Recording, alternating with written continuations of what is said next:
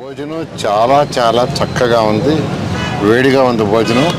ఎవరైతే అక్కడ భోజనం చేస్తున్నారో వాళ్ళందరిని అడిగితే వాళ్ళందరూ కూడా చాలా బాగుంది సార్, మేము మధ్యాహ్నం కూడా భోజనం చేస్తున్నాం.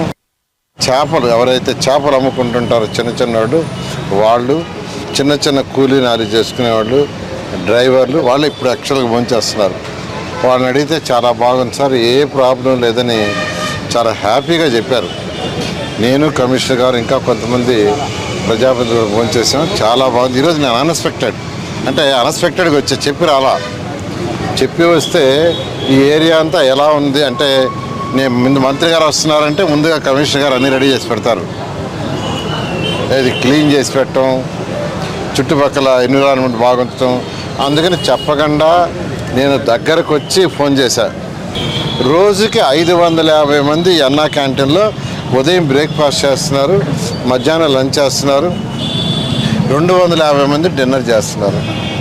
ఇలా 2014-19లో 204 అన్నా క్యాంటీన్స్ని ఈ రాష్ట్రంలో మున్సిపాలిటీస్లో పెట్టాం. రోజుకు 2,25,000 మంది ప్లేట్లు భోజనాలు తినేవాళ్ళు, 2,25,000 ప్లేట్లు. అలాంటి గత ముఖ్యమంత్రి మా మీద కోపంతో అన్ని అన్నా క్యాంటీన్స్ మూసేశారు. ఎందుకు మూసేశారో తెలీదు. మా గవర్నర్ ముఖ్యమంత్రి నారా చంద్రబాబు నాయుడు చెప్పారు, మీరు కావాల్సిన పేర్లు మార్చుకోండి, పేదల యొక్క పొట్ట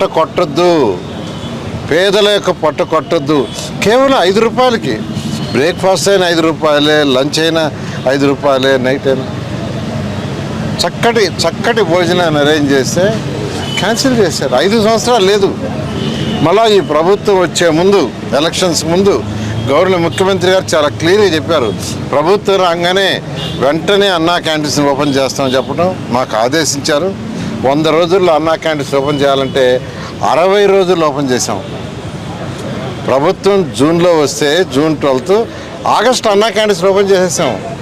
70 అన్నా క్యాంటీన్స్ని మరొక నెలలో మిగతా ఓపెన్ చేసాం. ముఖ్యమంత్రి గారు 100 రోజుల్లో చేయమంటే మేము కేవలం 60 రోజుల్లో ఈ రాష్ట్రంలో ఓపెన్ చేసాం. ఆ తర్వాత ముఖ్యమంత్రి గారు ఒకటి చెప్పారు, ప్రతి ఎమ్మెల్యే అర్బన్ అయినా రూరల్ అయినా ప్రతి ఎమ్మెల్యే కనీసం ఒక అన్నా క్యాంటీన్ ఉండాలా. రూరల్తో కూడా మాట్లాడి, ఆ యొక్క మంత్రులతో కూడా మాట్లాడి ప్రతి రూరల్లో కూడా ఒకటి వచ్చేది పెట్టమంటే మళ్ళా 70 అన్నా క్యాంటీన్ శాంక్షన్ చేసాం. ఆ తర్వాత మరొక 7 అవి కూడా ఇప్పుడు యాక్చువల్గా అన్నీ ఓపెన్ చేసాం, అన్నీ ఇనాగరేషన్ చేసాం, చక్కగా చేస్తున్నారు.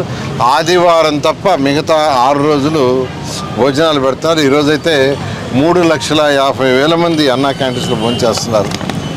3,50,000 మంది ఈరోజు అటు 204 అన్నా క్యాంటీన్స్ కావచ్చు, ఆ తర్వాత పెట్టిన 71 అన్నా క్యాంటీన్స్ రన్నింగ్ ఉన్నాయి, ఒక 6 వచ్చి వర్క్ జరుగుతూ ఉన్నాయి. ఆ 71 అన్నా క్యాంటీన్స్లో కావచ్చు ఈరోజు 3,50,000 మంది యాక్చువల్గా భోజనం చేస్తున్నారు. ఒక్కటే గవర్నర్ ముఖ్యమంత్రి గారు 2019-24లో మీరు అన్నా క్యాంటీన్స్ ముయ్యొద్దు, పేరు కావచ్చునే మార్చుకోండి, పేదవాడి యొక్క పొట్ట కొట్టొద్దంటే గత ప్రభుత్వం ఎలా మూసేస్తారు నిక్కచ్చిగా. ఎందుకు మూసారో తెలియదు. కానీ ఈ ప్రభుత్వం రాగానే 60 రోజుల్లో ఇవన్నీ ఓపెన్ చేయటం, ఈరోజు చక్కగా భోజనం చేస్తున్నారు రాష్ట్రంలో. నేను అన్ఎక్స్పెక్టెడ్గా వచ్చా.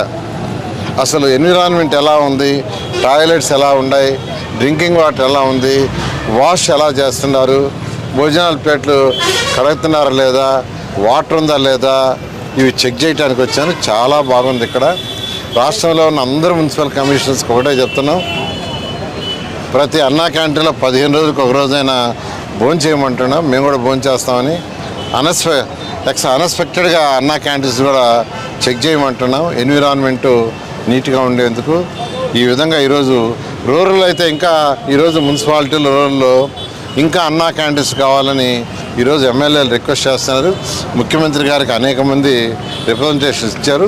ముఖ్యమంత్రి గారు అవన్నీ తీసి పెట్టండి, మనం బడ్జెట్ చూసుకొని ఫర్దర్గా ఏం చేయాలో చేస్తామని చెప్పడం జరిగింది.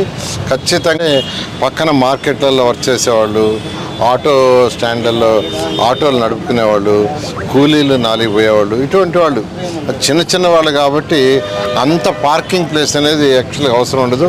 ఒకవేళ అవసరం ఉంటే వాళ్ళకి ఏంటంటే చిన్న సైకిల్లో లేదా చిన్న బైకో కాబట్టి పార్కింగ్ సమస్య అంటూ పెద్దది రాదు.